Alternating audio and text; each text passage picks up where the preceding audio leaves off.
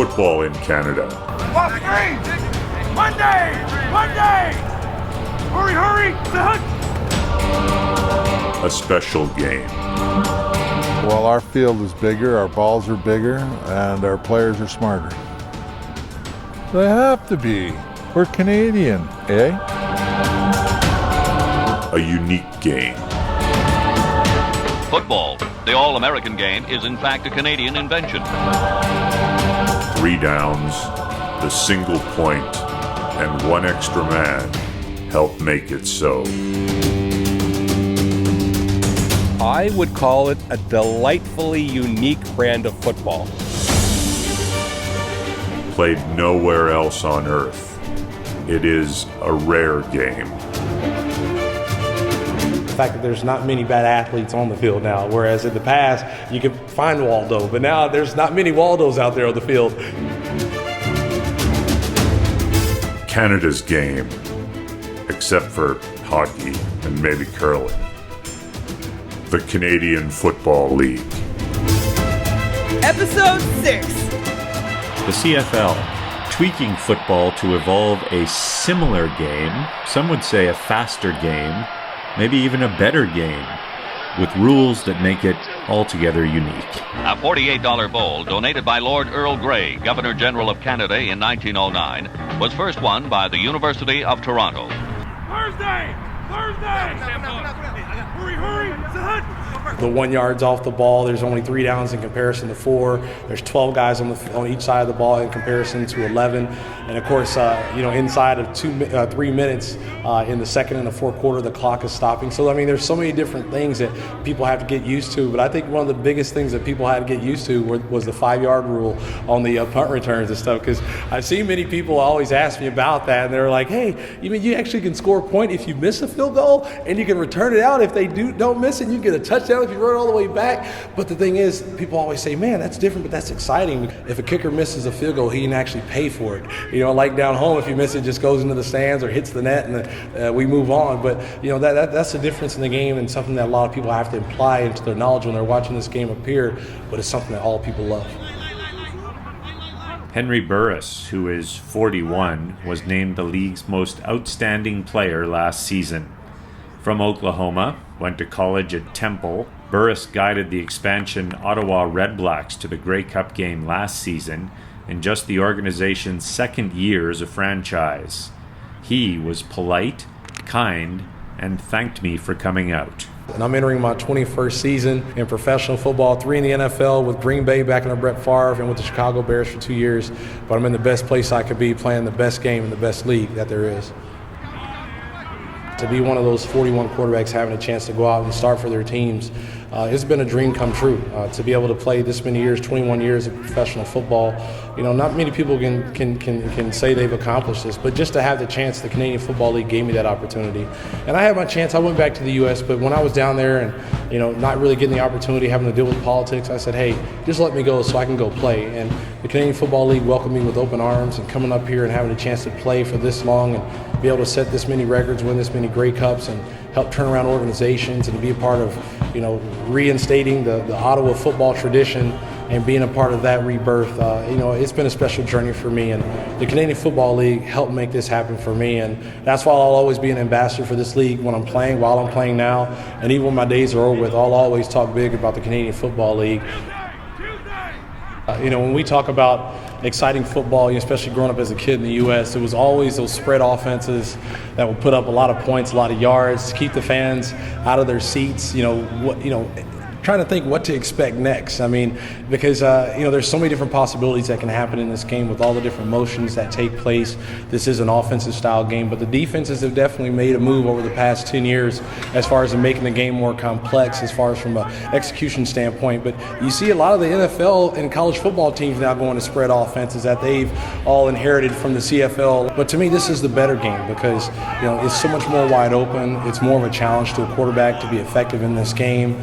And it's a game that people just enjoy. It's a better style of football because it's wide open. You can expect anything, and definitely when it comes to fireworks, it doesn't get any better than the Canadian Football League. With the regular season spanning the end of June to the beginning of November, the CFL has teams in Vancouver, Edmonton, Calgary, Regina, Winnipeg, Hamilton, Toronto, Ottawa, and Montreal. In the CFL, blackouts and blowouts are rare. My name is Tim Baines. I cover the CFL for Post Media News. It allows for different body types to play. So a defensive end coming out of college in the States who's 240 pounds but very quick is going to be told in the NFL that you're not big enough. You're not big enough and strong enough. He's going to get the chance because of the bigger field in the CFL. The guy's a very good player, probably with the ability certainly to play in the NFL, but there's a body stereotype, not big enough, and they come here and they have a great deal of success. So you see that in different linebacker, you see that on the defensive line, really all over the field. And I think it gives different body types an opportunity to excel, guys who have an awful lot of talent. The CFL has touched down in Las Vegas, Sacramento, Shreveport, Birmingham, Memphis, San Antonio, and Baltimore, the only non-Canadian team to win the league championship in 1995.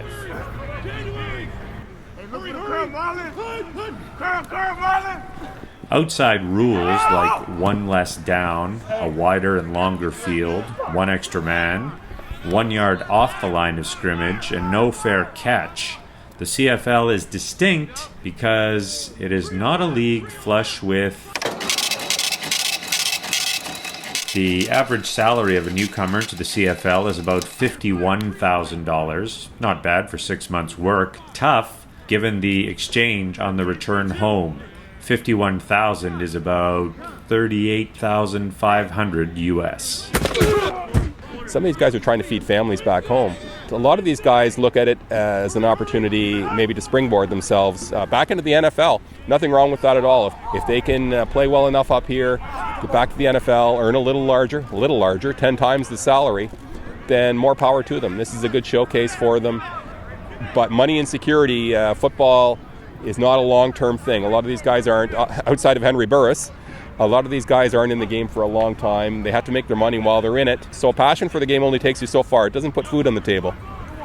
The NFL minimum for 2016 is $450,000, which is about $550,200 Canadian, give or take a dollar or two.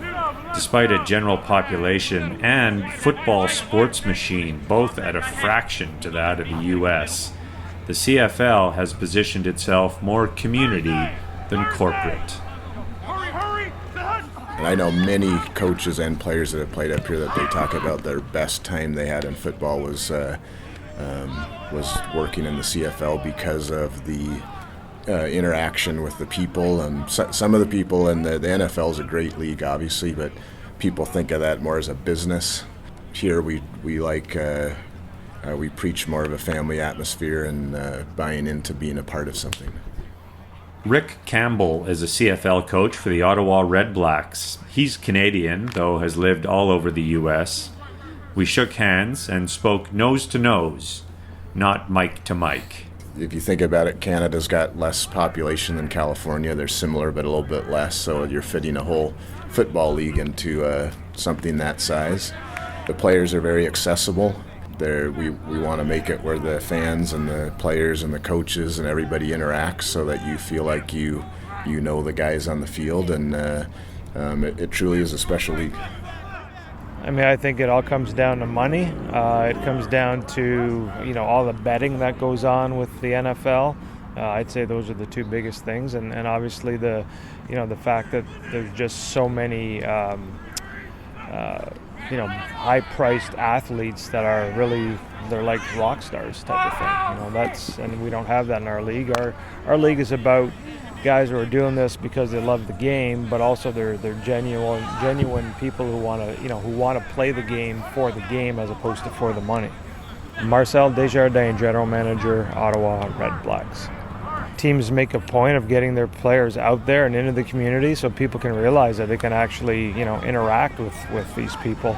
And I'm not saying it doesn't happen in the NFL, but probably not to the same extent or on the same level. So our guys, again, are they're happy to be playing a game, and they're happy to contribute to their community at the same time. You don't have to look far or wide in many Canadian markets to spot CFL players. I'm 60 years old, so I'm probably about 6'7", maybe a little less. Probably around 315. I played my last year. I was probably 6'8", 343 pounds going into training camp. 41 years of age. Miles Gurrell, offensive tackle. Calgary Stampeders, Ottawa Rough Riders, Montreal Concords, Hamilton Tiger Cats, and the Winnipeg Blue Bombers. My brother works in Lethbridge, Alberta, in the banking industry. And he says, like, how many people did you have a drink with? Everywhere I go, people say, Gurrell? Are you Miles Gurrell's brother? And he goes, yeah. And they all go, I had a drink with him once. How many people did you have a drink with? That's interacting with the people in the stands. Among notable CFL franchises, the community-owned Edmonton Eskimos, founded 1949 with roots to the 1800s. Based in the provincial capital, the Eskimos have won 14 league titles, including last season over the Red Blacks, 26-20. Between 1978 and 82, the Eskimos won 5 straight Grey Cup championships. This will be it. This will be the last play of Grey Cup number 75, the very best one I have ever watched. And the Edmonton Eskimos have won it. The Eskimos, 5 consecutive Grey Cup wins. And we've been privileged to witness greatness in this Edmonton Eskimo football team. It almost seems as that trophy has taken up permanent residence in Edmonton. In any sport, if you can win the championship 5 times in a row, I don't care what league it is or what you're doing, that's very difficult to stay on top for that long. So obviously that was a special group of people, and then Edmonton's a special place because the Eskimos are a big part of the community. Rick's dad, Hugh Campbell, is a league legend, having coached those Eskimos championship teams. He coached in the NFL, the CFL, the USFL, college football. He's kind of done it all, so you get a good perspective on it. And obviously, the CFL has a special place in my heart. Basically, half the people working up here, players and coaches, are Americans, and all the Americans that come up here end up loving it because there's a genuine connection to just like to a college team where you have an allegiance and you it's kind of like a lifelong bond you have with those teams. It's a similar deal with the CFL teams. One less down, one more player, single points, and games that are rarely decided early. The Canadian Football League is not the NFL. That's a bad thing? To have the chance to enjoy this journey with my wife Nicole and my 2 handsome boys Armand and Barron, for them to be able to see Daddy actually going out and putting in the hard work each training camp, and I think now they both realize it at the ages now that, man, when we get up, Daddy's already going. When we go to bed, Daddy's not even home yet because he's in training camp. But they're realizing the sacrifice and the hard work that I have to put in to make my dream come true. So, whatever dream that they're trying to bring about in their life, they understand that seeing me, it's going to take hard work for them. And I'm thankful because, I had parents that worked their butts off from 9 to 5 every day, and to have a chance to share this journey with them, to show them what hard work can bring about in your life. Hopefully these lessons and just the experiences that they've been able to be a part of with myself and my wife, now they'll be able to go out and say, hey, I got the motivation because if my dad did it, I can do it as well.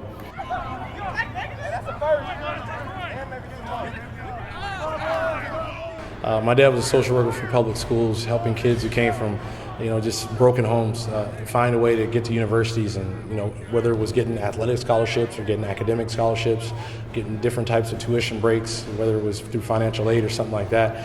He went all out to help kids out, and that's one of the passions I've always had, and that's why my wife, both her parents were both educators, both were principals in Maryland, and we both had that passion in our heart to help and give back to kids. And we were both athletes. My wife was a first-team All-American lacrosse player at Temple. Of course, I was her biggest groupie, and see my dad going all out to help out kids definitely showed me the way to go about giving back, because you can only take so much from this world, and at some point you need to give back and have a passion to do it as well.